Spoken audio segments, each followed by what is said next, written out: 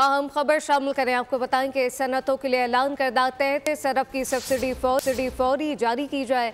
वज़ीर आला सिंध का वफाकी हुकूमत से मुतालबा। तफसीलात क्या है, मरियम हसन से जानते। जी मरियम।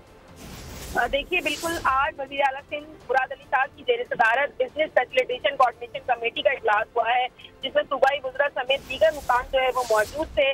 ताजुर बरादरी से भी बड़ी तादाद में लोगों ने जो है वो शिरकत की है। विफाकी हुकूमत जो है वो सनतों के लिए ऐलान करदा 33 अरब रुपए की सब्सिडी का फौरी तौर पर जो है उसको जारी करे, ये मुतालबा किया गया है वज़ीर आला सिंध की जानिब से। जबकि Sindh electric power regulatory authority SEPRA को मुकम्मल तौर पर फाल कर रहे हैं, ये कहना था सैयद मुराद अली साहब का आज के इजलास में।